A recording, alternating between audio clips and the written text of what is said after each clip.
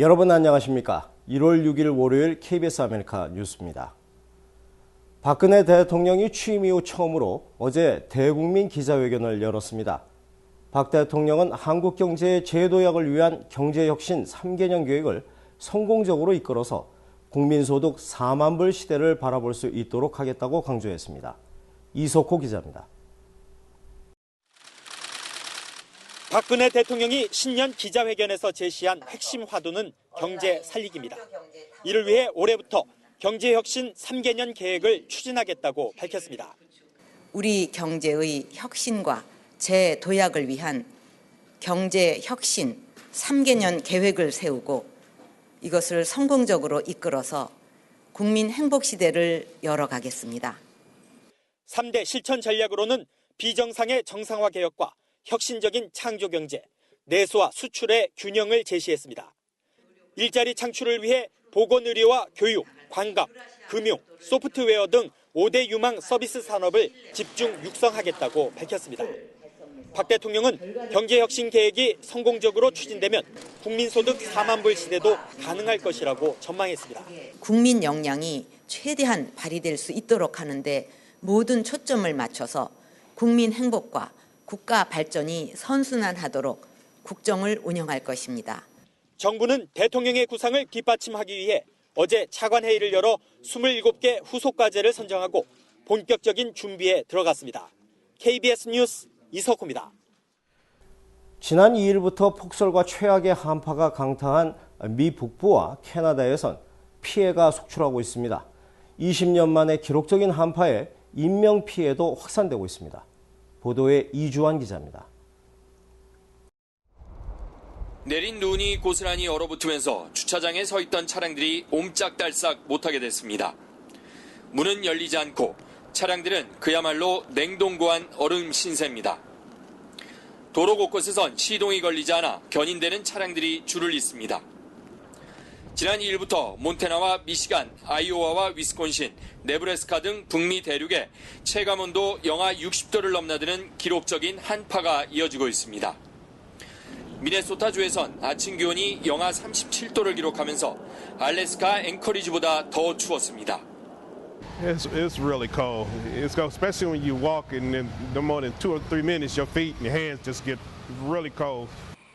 20년 만에 닥친 최악의 한파에 폭설까지 겹치면서 곳곳에서 인명과 재산 피해가 잇따르고 있습니다.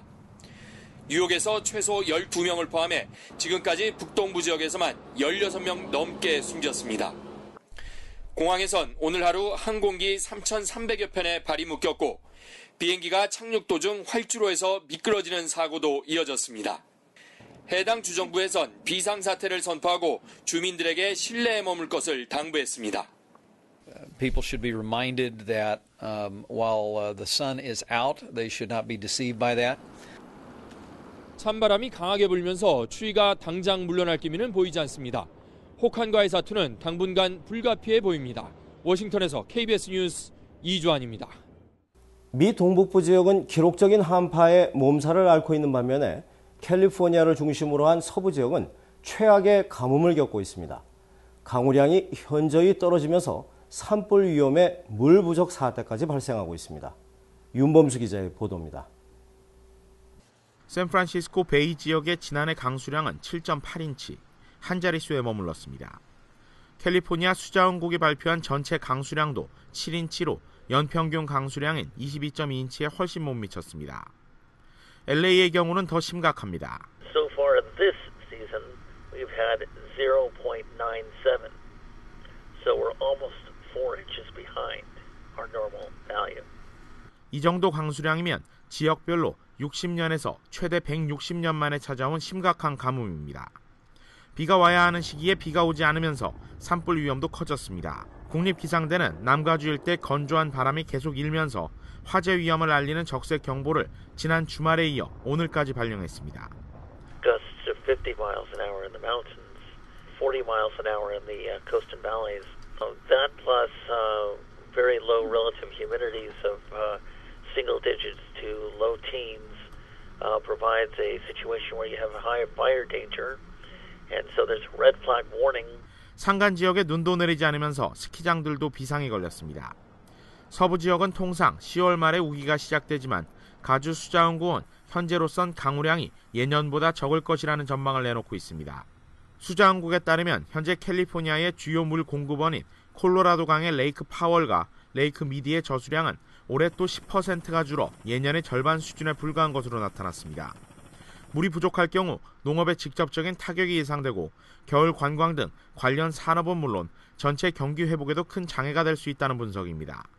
수자원 당국과 기상학 전문가들은 이 같은 가뭄이 올해도 계속될 경우 주 정부가 가뭄 비상사태를 선포할 것으로 예상하고 있습니다. KBS 뉴스 윤범수입니다. 캘리포니아주 해안에서 정어리가 사라지면서 해양 생태계와 어업계가 우려하고 있습니다. 오늘 LA타임즈에 따르면 지난 2006년 이후 미국 남부와 서해안에서 정어리가 눈에 띄게 감소했습니다. 정어리 개체수 감소가 펠리컨과 바다사제를 비롯한 해양 포식동물에게 생존을 위협하는 요인이 되고 있고 어업계에도 적지 않은 타격이 되고 있습니다. LA시를 방문한 관광객이 지난해 최고치를 기록했습니다. 가세트 시장은 오늘 기자회견을 갖고 호조를 보이고 있는 LA시 관광산업의 미래를 전망했습니다. 한국 관광객 유치에도 적극적인 모습을 보였습니다. 노승욱 기자가 취재했습니다. 지난해 LA를 방문한 관광객은 4,200만 명으로 역대 최다를 기록했습니다. 지난 3년간 LA 관광객 수는 매년 기록을 갱신하며 증가하고 있습니다. 여행 산업은 LA시의 경제를 이끄는 중요한 산업으로 2012년 관광 수입만 160억 달러에 달했습니다. 이로 인해 호텔, 식당, 여행사 등 관광 관련 산업이 호조를 보이면서 300억 달러가 넘는 경제 효과를 가져왔습니다. As you can see, we had 42.2 million visitors to Los Angeles last year. That's nearly 1 million more than the year before. We saw visitors come from across the border, from Canada, from Mexico, and across oceans, from China, from Australia, our number 1 and number 2 overseas visitors. 이처럼 중국 등 해외에서 방문한 관광객이 점차 늘어나는 추세. 중국인 관광객은 전년보다 21%가 늘었습니다. 이에 LA시는 아시아 나라들에 대한 높은 관심을 나타내며 한국에도 직접 LA 관광 홍보 사무실을 차릴 예정이라고 밝혔습니다. Maybe in the fall, and to travel. I want to be there regularly in Korea, in China, in Japan, in Taiwan, other places that are critical to our foreign visitors, with the state of California or with other entities to have some sort of tourism, trade, and investment office in Korea. That is still a goal of mine at some point in the administration. LA 관광 홍보 공식 웹사이트는 지난 18개월 동안 600만 명이 방문자 수로 전 세계에서 20위 안에 드는 여행 웹사이트입니다. 현재 있는 한국어 웹사이트는 영어로 번역만 해놓은 수준. LA시는 올해 안에 대대적인 정비를 통해 한국인 관광객이 보다 쉽게 정보를 얻게 한다는 계획입니다. Going to be translating our discoverlosangeles.com to Korean. I expect that within the next 6 months, if not earlier, that we'll make an announcement about its launch, and we're very excited about it. 매년 관광산업에 관련된 일자리는 평균 32만 4천 개. 지난해 관광으로 거친 세금은 2억 달러에 달합니다. LA시는 2020년까지 관광객 5천만 명을 유치할 계획인데 이렇게 될 경우 관광산업이 시 경제에 큰 효자 노릇을 할 것으로 기대됩니다. KBS 뉴스 노승욱입니다. 스파르타식 자녀교육으로 많이 알려진 예일대학의 한 중국계 교수가 유태인과 중국 등 8개 집단이 우월하다는 주장을 들고 나왔습니다. 지식 수준과 수입 등을 평가해 보니까 그렇게 나왔다 하는 건데요. 인종 편견 논란이 예상되고 있습니다. 보도에 박태석 기자입니다. 미 예일 대학의 추화 교수, 자신이 쓴 책 이름을 따 타이거맘으로 불립니다. 자녀에게 엄격한 주입식 교육을 강조하면서 유명세를 탔습니다. I think sometimes that some parents give up too quickly. 그녀가 최근에 출간한 책입니다. 특정 집단이 다른 집단들에 비해 훨씬 우수하다고 주장합니다. 우수 집단은 중국인, 유태인, 인도 등 8개입니다.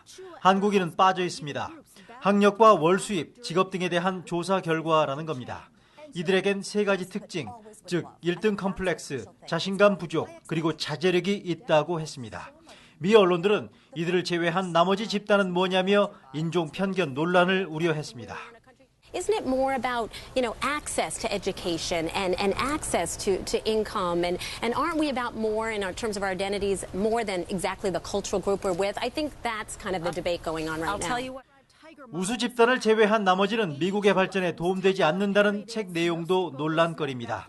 이번 책은 중국계인 그녀와 유태계인 남편이 공동 저자입니다. 책 내용에 따르면 두 사람 모두 우수 집단 소속입니다. 뉴욕에서 KBS 뉴스 박태서입니다. 캘리포니아주에선 상습적인 성범죄자가 될 경우 한마디로 머물 곳이 없어집니다. 그 실태를 취재했습니다. 박용환 기자입니다. 평화로운 시골 마을이 성범죄자가 이사를 온다는 소식에 발칵 뒤집혔습니다. 20차례나 성범죄를 저지르고 세상에 나오는 배째를 이웃으로 받아들일 수 없다며 주민들이 항의 시위에 나선 겁니다. And they want to bring a registered sex offender, a repeat registered sex offender within 100 yards of my 17-year-old daughter's bus stop. 주민들의 투쟁이 격렬해지고 탄원서가 접수되자 거주지를 지정했던 법원은 청문회를 열었습니다. 아이들 안전을 위해서라며 주민들이 거부 의사를 못 박자 성범죄자 측 변호사도 결국 손을 들었습니다. I myself have been a victim. It was my neighbor. And I've worked extremely hard to keep my kids safe. Safety and success for Mr. Badger. And I don't think it's very possible to do that when a community feels like they are being exploited and are being dumped on. 올해 71살인 배째는 성범죄로 20년간 수감 생활을 하고 병원에서 정신과 치료를 받은 뒤 지난해 8월 사회 복귀를 허락받았습니다. 판사가 최종 결정을 미뤘지만 현지 언론들은 배째가 고향인 캘리포니아를 영영 떠나야 될 처지라고 전하고 있습니다. 로스앤젤레스에서 KBS 뉴스 박영환입니다. 슈퍼주니어의 멤버 이특 씨의 조부모와 아버지가 자택에서 숨진 채 발견됐습니다. 경찰은 이들이 동반 자살했을 가능성에 무게를 두고 있습니다. 보도에 임종빈 기자입니다. 어제 오전 9시 반 이 아파트에서 일가족이 숨진 채 발견됐다는 신고가 접수됐습니다. 그때가 9시쯤에서 막 12시 다들도 왔다 갔다 하고 경찰서 냈대요. 발견된 사람은 86살 박모 씨와 부인 80살 천모 씨, 아들인 60살 박모 씨 등 모두 3명. 아이돌 그룹 슈퍼주니어의 멤버 이특 씨의 할아버지와 할머니, 아버지로 확인됐습니다. 구급차가 도착했을 때 박 씨 부부는 침대에 누워 있었고 아들 박 씨는 목을 맨 채 숨져 있는 상태였습니다. 현장에서는 이특 씨의 아버지가 쓴 걸로 추정되는 유서가 발견됐습니다. 내가 모두 안고 가겠다, 용서해달라는 내용이었습니다. 경찰은 이특 씨의 아버지가 부모를 먼저 목졸라 살해하고 스스로 목숨을 끊었을 가능성에 무게를 두고 있습니다. 경찰 관계자는 경제적인 문제는 아니며 이특 씨와도 전혀 관련이 없다고 말했습니다. 지난 2012년 10월 입대해 군복무 중인 이특 씨는 어젯밤 빈소를 찾은 것으로 알려졌습니다. 빈소에는 취재진의 출입이 통제됐으며 일부 소속사 관계자와 동료 연예인들이 자리를 지켰습니다. KBS 뉴스 임종빈입니다.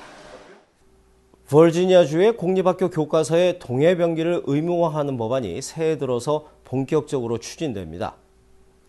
미주 한인의 목소리는 오늘 애넌데일에서 동해털한 출정식을 갖고 최근 주의회에 상정된 동해병기 법안의 처리 일정과 추진 전략을 밝혔습니다.